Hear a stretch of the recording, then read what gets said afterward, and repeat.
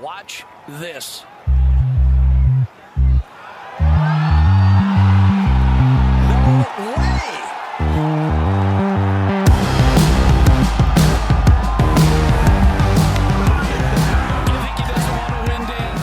Hello and welcome back to the Cookie Jar Golf Podcast. I am Tom Mills and today I am joined by Sam Williams. Hello. And young Bruce Fitzpatrick. Howdy. Today is a very, very, very special day. But before we get on to it, as always, you can get in touch with us on @CookieJarGolf on Instagram, Twitter, Facebook, Twitter, and YouTube. That's a horrible manual echo you've done there, Sam. It was bad, wasn't it? He's tried to preempt it. I just know it so well. I love watching his face while he's doing it. And please do get in touch. We do like hearing from you also. Drop us a message or DM on Instagrams or whatever. It is manned by Sam, so who knows what you get back, but please do. Anyway, the 29th of March, we've managed to get out there and play some golf, chaps. How do we feel? Well, first off, Bruce, you've been injured, haven't you? I've taken a tactical decision not to play today. I just feel like sick. I thought I would. No, well, you say that. I'm absolutely, desperate to get back onto a golf course, but I just figured, you know what? Today's the grand reopening. I'm going to wait one more day. Hopefully things will just die down a smidgen. Course will be a tiny bit quieter. And the weather's better as well. So call it what you will. No, to be fair, I was actually trying to get a job after all the abuse I get from you blokes about not having a career lined up. You've got a very promising career, young man. Other in golf media ahead of you here. How did you two find it? More importantly, I obviously haven't played today. Well, how did you two? We will move on to that in a second. We're still talking about how sick you are. That we want to confirm whether there's a fragile neurological sort of issue here on trying to do 1 rep deadlifts at what sort of 300? What we're going for? 400? What were you going for? Because are you confusing me with Bryson DeChambeau? Because I don't know what you're on about. I'm convinced that there was something going on in terms of like deadlifts or bench press or something in the gym on Saturday. And I think this is the reason why we're seeing no golf from Bruce on Monday. Well, unless you've had a wet dream or something about me doing this kind of thing. I mean, I'm absolutely humbled that you think about me deadlifting in your spare time, Sam. But no, I can't say any overexertion in the gym was the reason for me not playing today. More career focus. Bruce is always harping on about mindfulness. I can imagine him sitting at home thinking how weak we all are for playing golf on the first day back. And he's just sitting there thinking, I can wait one more day. I've got this control that nobody else has. But you are picturing this morning. Is that right? He was journaling away this morning I saw a slab of Lurpak in his coffee this morning as he was journaling about mindfulness. Have you tried bulletproof coffees, either of you? Yeah, I've had them in the past. They're just a bit of a faff, aren't they? They just look revolting. Despite what one of our good friends on Instagram does, it's not part of my morning routine. No. No. Anyway, jokes aside, and enough shots at me. I absolutely understand that running a golf media or being 1/3 of this golf media enterprise that we've been doing over the last year, I have lost some credibility in not playing golf when courses have reopened. But I think you guys can make up for it by regaling us of the stories that you've had from your first day back playing. Tom, do you want to kick us off? Oh, go on, Tom. You go. Go on. I've never been so happy to shank a ball around a golf course.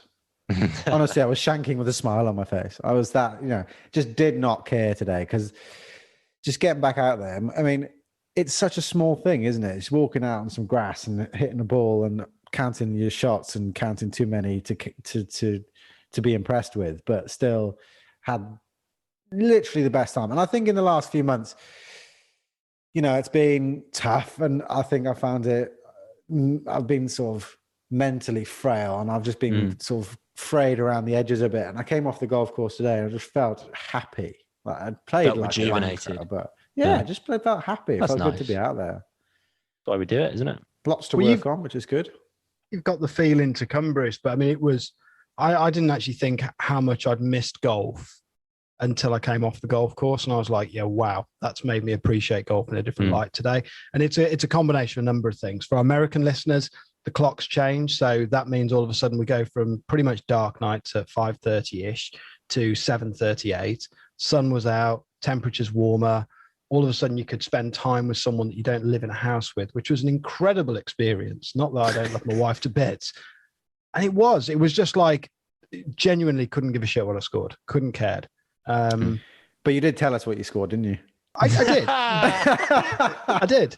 Because it felt like it was relevant at the time. Maybe it wasn't relevant.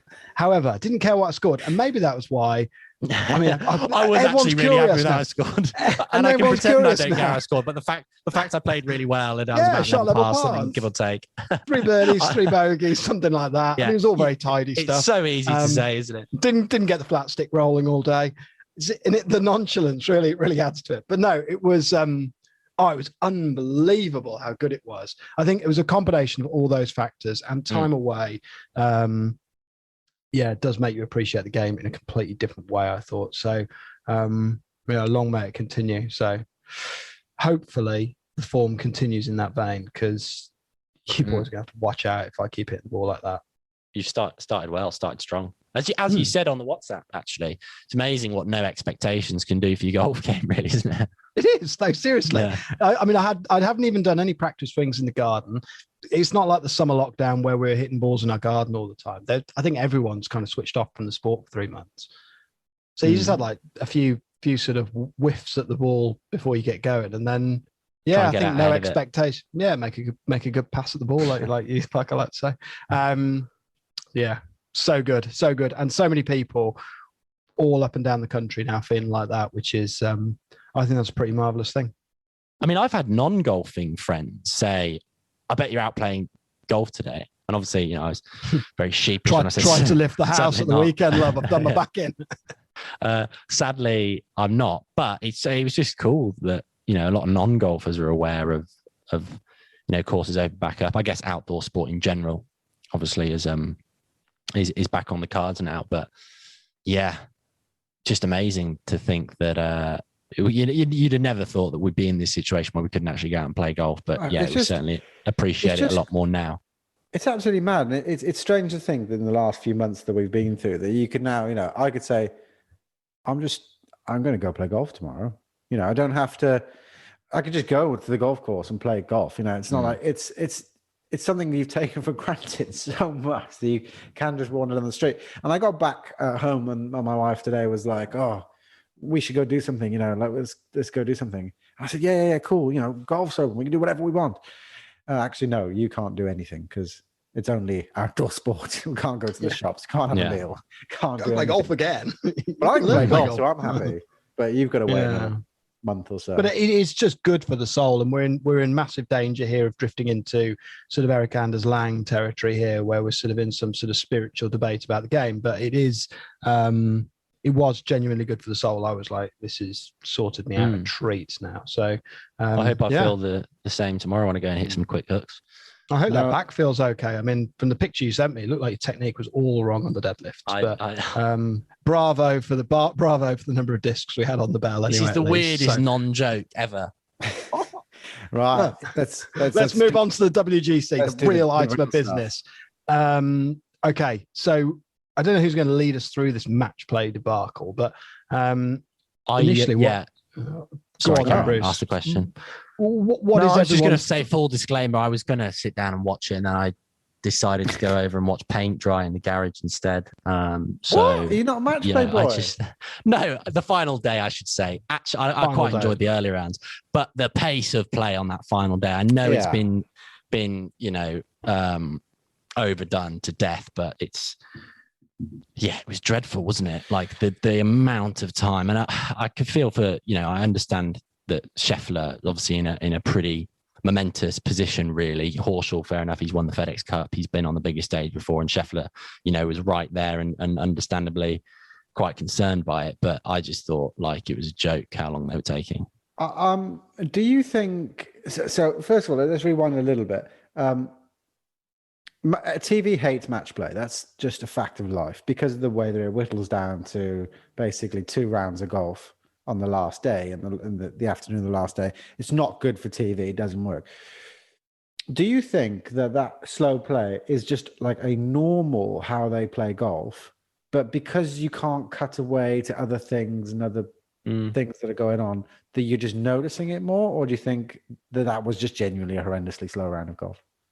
I think it's the fact you've got nothing else going on. So there's nothing else, and they played pretty poorly as well, didn't they? So, I think there was, what was it, one birdie between them or something. It was pretty average stuff. But that's the nature of match play. You beat the guy. It's not. You could have probably beaten them actually with your round today. Do you reckon you could have? Certainly. I think I finished hot as well. So, and there was a double chucked in there. So, yeah, I mean, maybe you're right. Yeah, I mean, it certainly was doable. It's just question mark whether I'd have got through the sort of the league rounds and the sort of round of 16. Anyhow,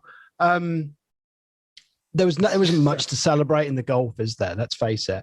That coupled with the fact that, there's nothing else going on around the venue. What is there to talk about? They can only keep cutting to the sponsors. There just isn't enough golf to keep showing. I'm totally in your camp with this, Mills. Yeah, it's slow, but I bet you every round on the PGA Tour is of that similar length. It just so happens. Okay.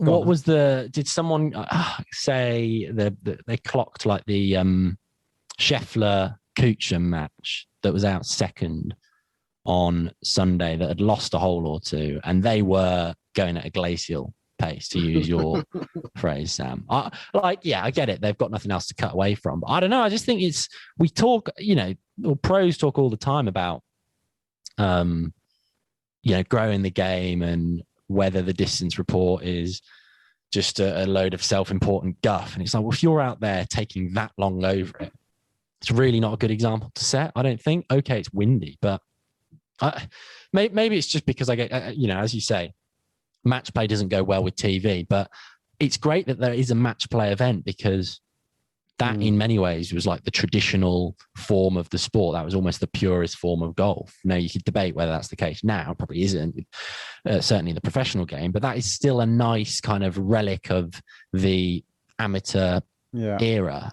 So it'd be annoying to get rid of it. But yeah, it's just not compelling viewing when they're taking that long. It's not, but like you said, the early rounds of the match play were really, really interesting. I thought the first few days were really good viewing, because you've got 64 players. They're all out there. They're all playing. The course was rammed. There's loads to cut to. In fact, there was so much shit to cut to that they've just missed a load of really good stuff. Bob Mack stiffing it from 370. I mean, there was the TV coverage was horrendous anyway. But I mean, the first few days were really good, and I think there is a place for match play. But I feel like, realistically, if you're going to put match play on TV, it needs to be a league where there is always matches going on. And I think knockout match play, like you say, it's arguably like the original form of the game, really, but it just doesn't work. It's just, by the end of it, and partly because, no offense to Billy Horschel or Scott Scheffler, or indeed Victor Perez or Matt Kuchar, but I just didn't care. Someone's got to stick up for the event, though. The event's class. I don't really watch much of Thursday or Friday's golf typically on a weekend. I watch more of Saturday and Sunday. I watched a lot more of the Wednesday to Friday and a bit of the Saturday stuff than I did the weekend. I think that's cool. It's a great event. I love it. More match play plays for me. I really enjoy it. It would be nice to have another match play event. Hopefully, it'd be good if they could do one in Europe. Like they used to do at Wentworth at HSBC. It was, I think Jonathan Yarwood famously said it was the biggest prize in golf at one point. But something like that on the European tour, where they could invite some, global stars along. It would be great if we could have a couple of match play events a year. And I take your point there, Mills, about maybe not being the most inspiring lineup for the final day. I was backing Victor Perez, actually, because I always same. Yeah, I'm going to just be brutally honest. I've still got Paul Azinger's marks ringing in my ears from about 12 months ago. Didn't know where Europe was on a map by the sounds of things, but it would have been, and I thought it would have been great for Perez to just sort of announce himself to old Paul there, old Zinger. But look, still great viewing for the majority of the event, wasn't it? And there was a pretty good showing by the Europeans. There was only one in the last sort of on that last day. But I mean, there was some good just on that, Tom. Sorry to interrupt, but just on that, that's an interesting topic. Why does European golf punch so far above its weight when you look at it in a match play context? Because it does, right? Ryder Cup, we always punch above our weight in the Ryder Cup. You look at the performance there from the Europeans, really good. Do you think there's a connection with how much match play golf is played at a junior and amateur level in this country and around Europe versus maybe America, that's brought up on a staple diet of stroke play and 72-hole events? Well, that's interesting because you talk about like the diet that they have. Scheffler was interviewed after I think the quarters, and the interviewer said to him, you know, oh, you don't have much experience, and his response was, oh, actually, I think I've got tons of experience because all my college career I just played match play golf, just tons of match play golf. And he's like, I feel perfectly equipped to play this. So I think they do play a lot of match play golf. I'm in no position that I didn't play any university golf or you've not played at collegiate level in the States. I have not played college golf in the States, so I couldn't. I did look for you on the NCAA rankings. I couldn't see your name anywhere actually. You're wrong here. 2008, I was there. Okay. No, it was. I think they get plenty of match play golf. I just think that in terms of people punch above their weight in match play in general. I mean, you only had one top seed really go through into that last quarterfinals, whatever it was. I just think these players are so tightly packed that anybody can have a round or 2 rounds, or indeed just bomb out like McIlroy. Yeah, it's definitely you can just get on a roll, can't you, in match play? And like it seemed like Victor Perez didn't really put a foot wrong for his first few days of play, and then I don't know if he broke 80 on his last couple of rounds. Just by the looks of things, he did look like he was struggling, didn't he? I think he was something like seven over or something in the semi. That's another interesting point, is just how much golf they're playing compared to what they used to. I mean, it's fascinating. They're playing 36 holes a day on the weekend, really, aren't they? And they've played Wednesday, Thursday, Friday leading up to that. So I think fatigue and just seeing how they kind of like manage stuff there is really quite interesting to see. Billy Horschel, I mean, obviously, the big news last lockdown was what an absolute unit he is on the Peloton bike. So maybe that's some explanation. Well, I was thinking about it. I was watching it and thinking like 7 rounds. I mean, I was thinking back to our longest day that we did on, last year. And I mean, I was ruined playing 4 rounds of golf, and they're doing 7 rounds in 4 days, 5 days. That's basically the equivalent of 2 marathons in 5 days. Well, shooting lights out golf, like, it's tough. When you've got first-hand experience, haven't you, Bruce? It's not about the let's wax on with the president's putter whip, but it is a similar the fact event. That you preface it all the time makes that it's not, because we always bring it back. You never have to preface it like that. I know, but I don't want I don't want any of our listeners here to think we're blowing smoke up your ass. Your head is far too big as it is anyway. But it was a hell of a victory, that, and it's a huge week of golf, isn't it? Because you're playing, I think, is it 8 rounds in the space of a week? And do you notice, I mean, it's a good amateur level. Clearly, it's not quite the same as the PGA Tour level, but do you notice like that your kind of own golf kind of drifts a little bit on days sort of 6 and 7? Is that fair to say? Like, I mean, I don't know. I mean, yeah, I think there's bigger variance, I would say. I weirdly probably played some of my best golf at the end in the final round, but maybe that just suits my personality as someone who's so prone to overthinking. by the time I get to the sort of later rounds in something like that, I probably I've kind of got out my own way a little bit, and I'm probably just playing golf rather than playing golf swing. But I think it can go one of 2 ways. It was like when we did the Macmillan longest day thing last year. I think mentally you're probably a little bit more tuned in, like the body's probably not moving as freely, and your swing is maybe at its best round 3 of the 4 rounds that we played last year. But I think from a course management standpoint, like you are just making better decisions into the later rounds at a time like that. I didn't think mentally you're as fatigued. It's more just a case of, and particularly with those boys, like they're swinging the club so fast. Kuchar famously does pretty well in events like that. He's got a pretty sort of, I don't want to say, an athletic swing, really. And that's going to hold up well when you've got to play 7 rounds like that. Whereas if you're someone, I mean, Scheffler, like the motion that he's got going on there, you're just that guy's back must just be, why is it the Kuchar being unathletic? I mean, it seems to be counterintuitive. Why would an athletic swing stand up to it more than an athletic swing? Because I don't think he's putting as much force on his joints and his body. Okay. Like he doesn't have a massive amount of arm lift. He doesn't have a huge amount of rotation going on. Like he's just got a fairly kind of stack and tilt sort of set up right, swing left. Well, he's actually called one plane truth swing. I think is the name of that Gubbins catch line that his instructor uses. But anyway, yeah, I just think there's a lot of variables like that go into it. But maybe I'm just I've just got it spot on. No, interesting. But there was, they were all playing their for 4 rounds minimum, whatever it was, and the winners went on to 7. There was some very, very good playoffs. Yeah, I'd say that was the most enjoyable part, probably. Yeah, I would argue that I think all playoff holes in the PGA Tour should be par 3s. Go throw out there. No, well, yeah. I mean, playoffs ending on the 5th playoff hole with a hole in one. I was watching it, and I was doing the catch up thing, and I'd have pretty much caught up by now because it was the end of the day.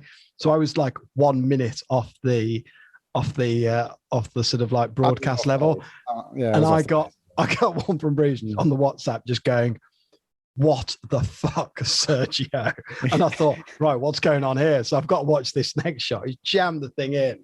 Unbelievable scenes. Yeah. I mean, that's just some of the best TV you can get. Really, it's just a shame it's not in the final or anything like that. But, 2 clutch par saves. I thought like back to back there, just to cling on to Westwood, and then.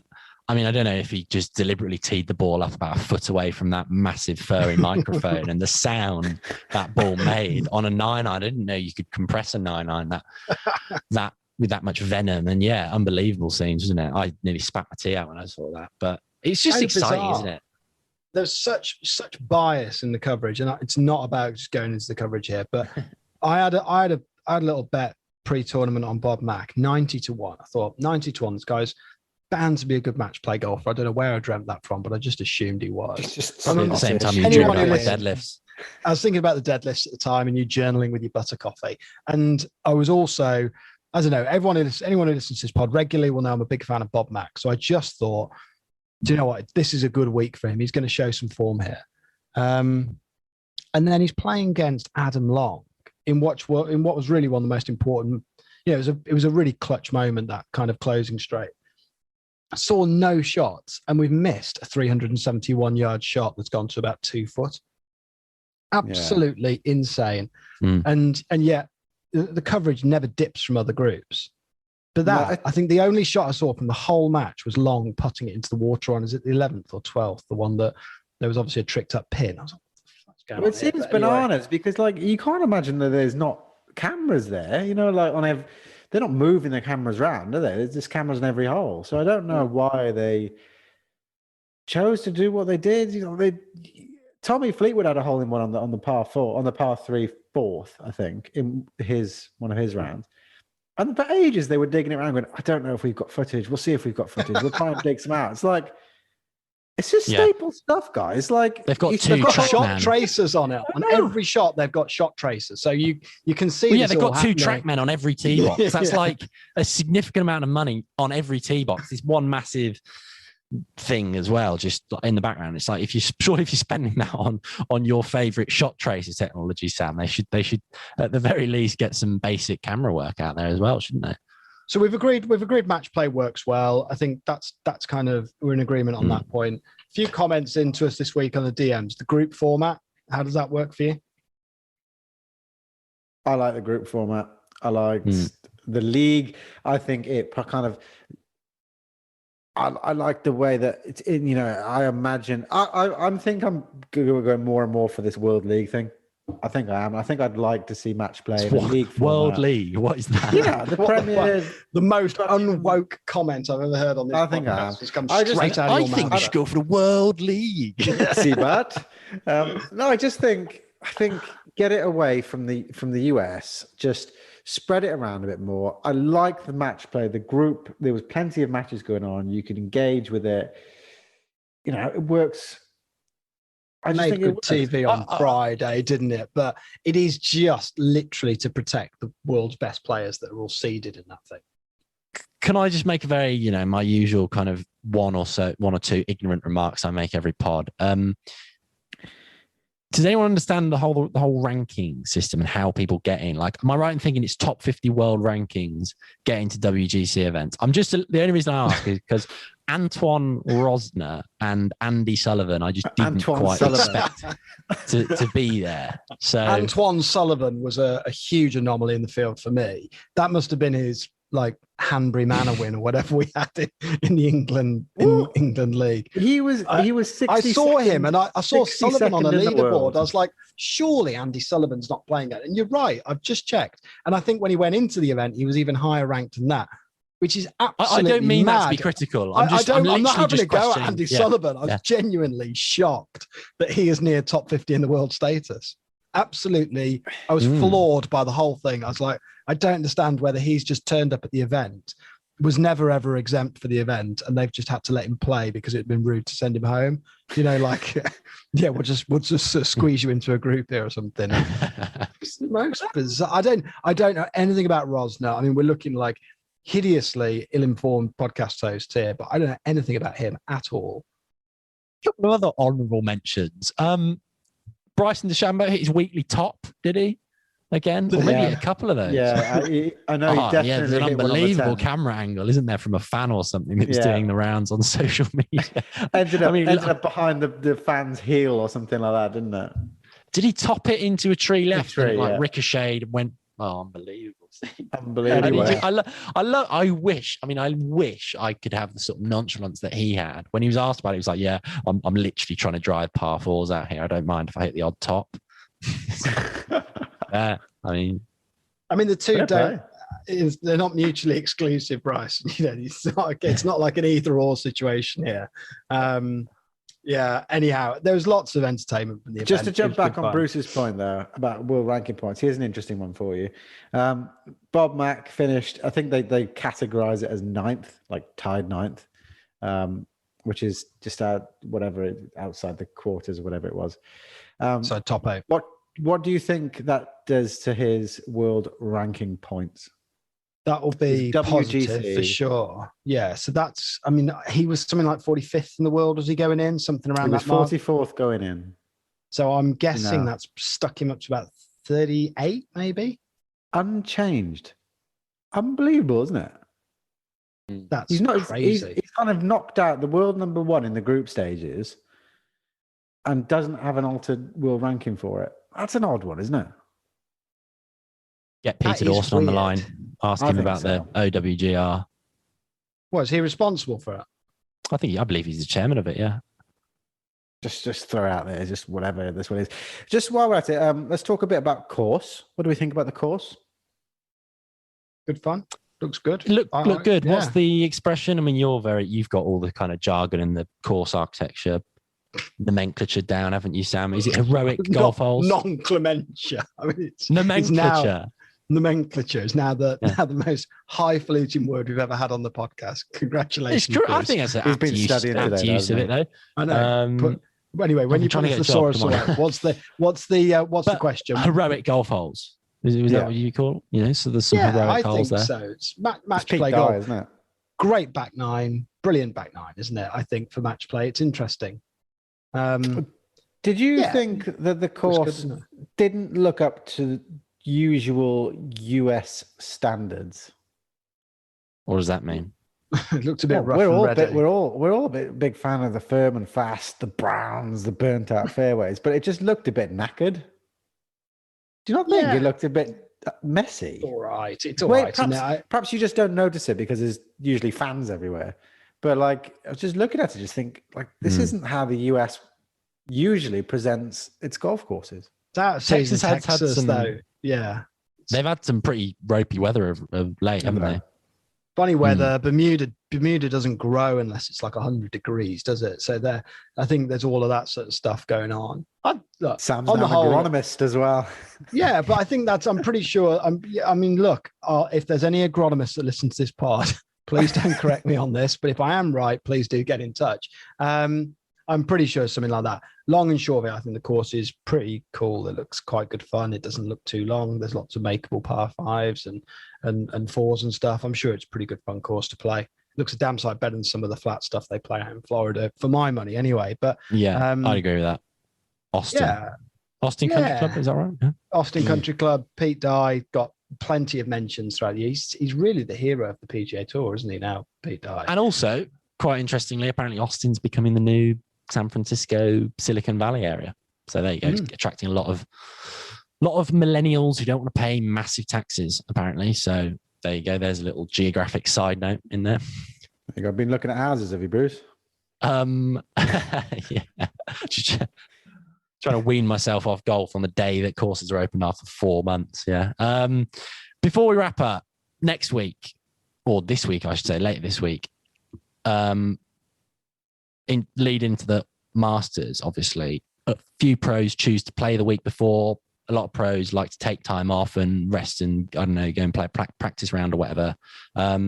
Mills, I'm looking at you because you're usually the stats man who's just come far better prepared to podcast than me and Sam. Do we know the down low on this event? It's the Valero Texas Open, which is happening next week. In terms of the field, there seems to be there's not massive hitters in there, but it seems to be there's pretty sort of good field. You've got Tony Finau, but let's be fair, he's not going to be competing in the Masters, is he? He won't be contending in any of them. You guys he will up until round 4. He will up until Sunday. I was actually surprised to see McIlroy out. Is there like a commitment that they have to do the WGC? Well, we can't. It's amazing we've got this far in this podcast and we haven't touched on this. So, Pete Cowen, Rory McIlroy, breaking news. All of a sudden, I got a sort of a twitched phone call from Bruce on the, I think it was the Friday night, who was like, yeah, I mean, it's just going off. Any coach worth their salt is having their 2 penneth on Rory McIlroy switching over to Pete Cowen. What does that mean, Bruce, in terms of like what will Cowen be doing with him? Like, because he hasn't lost Bannon, has he? No. How does Bruce know? No. He's kept Bruce Michael knows Bannon. more than we do about what coaches do with people.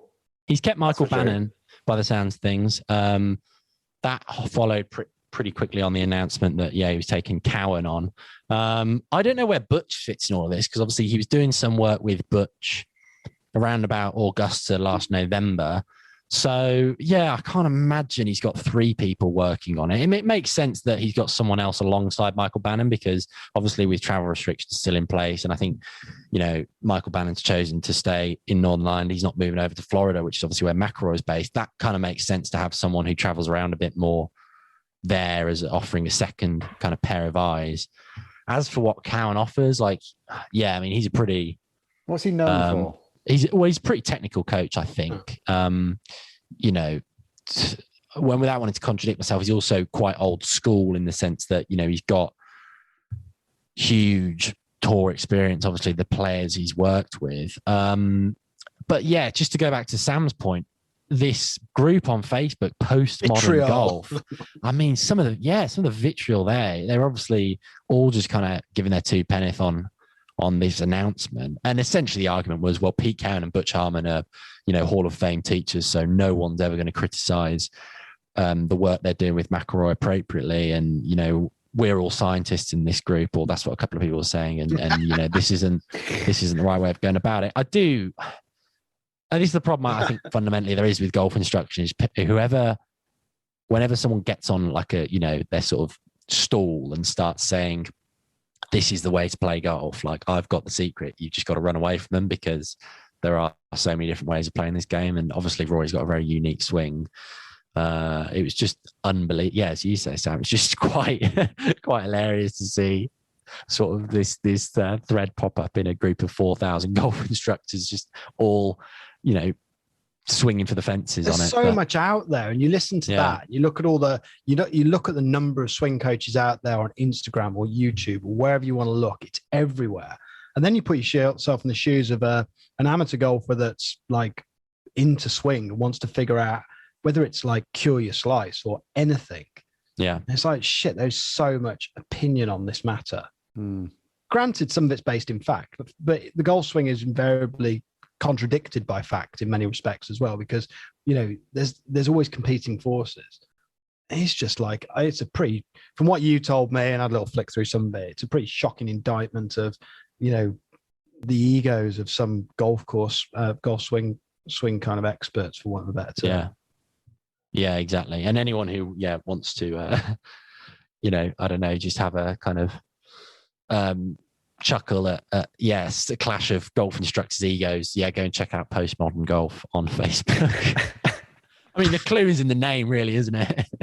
Yeah, I mean, it's a bit of a highfalutin name for people who are into golf swing, isn't it? But I mean, fair play to Rory. I mean, it seems to be one bit of news after the next, doesn't it? Now swing change swing, in structural change. It's be interesting to see what happens.